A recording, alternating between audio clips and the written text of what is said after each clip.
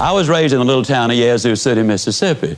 Now, I know that a lot of folks go around the country trying to impress people by claiming to be from Yazoo City. But I really am. Now, when I was a boy, during the Depression, we lived next door to some rich folks. I knew they were rich for two reasons. Number one, they had a cook. Number two, the cook had something to cook. And during the Depression, that was a sure sign of wealth. I was over there for lunch one day, as I tried to be every day. And now, don't misunderstand that. Even though there was a Depression on, we certainly had plenty to eat at my house. I know we had plenty because if they ever passed my place for seconds, they'd always tell me, no, you've had plenty. So I know we had plenty. Now, the cook brought the biscuits out, and this is not an exaggeration. Those biscuits were not as thick as my wristwatch. And I looked at her for a moment. I said, Maud, what in the world happened to your biscuits? She reared back, gave a big old tummy laugh, and said, well, I'll tell you about those biscuits. She said they squatted to rise. But she said they just got cooked in the squat. You know anybody that's getting cooked in the squat?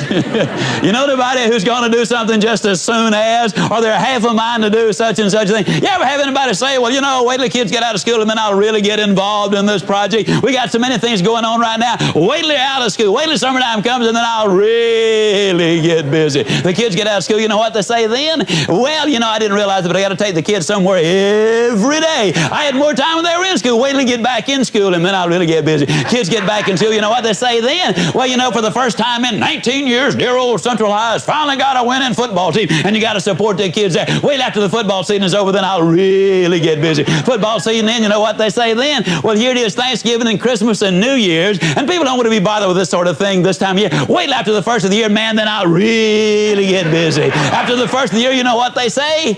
Well, it's the weather. Did you ever see weather like this in Chicago or San Francisco or Dallas or wherever? Wait till the weather settles down and then I'll really get busy. Oh, I know what you're thinking. You're thinking I've lost interest in it, but that's not the way I do things. Let me tell you the way I do things now. Here's the way I am. See, this is just the way I do it.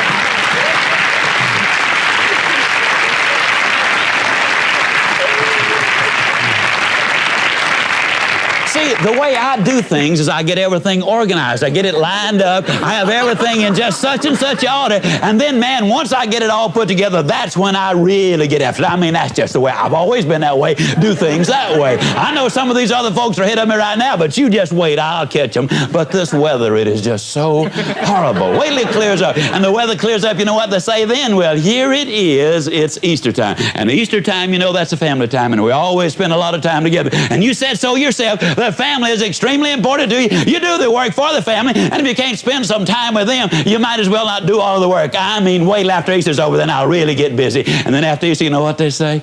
At long last, we've got some beautiful weather. And I haven't hit a golf ball or wet a hook and I don't know when. Man, I got to have some R&R. I got to have some rest and relaxation. And you know, you say if you can't work all the time, I mean, an individual needs some time with himself. Wait till I relax a little bit and man, then I'll really get after it. And finally, they get after it a little bit, you know, or when they have the fun and relaxation, then they say, well, it's almost time for the kids to get out of school. And that's where we came in. As we'd say down home, folks, you can put this in your pipe and smoke it because it's the truth. The people who wait for Aunt Matilda to move out, or John to get on the day shift, or the new models to come out, or the new mayor to come in, or for the new advertising campaign to get started. The people who wait on the new senator in Washington, or until inflation slows or the rate of interest come down, the people who wait for changes to take place out there before they do the changing in here are flat going to end up getting cooked in the squat. The rule is simple. You do it now. You do it now.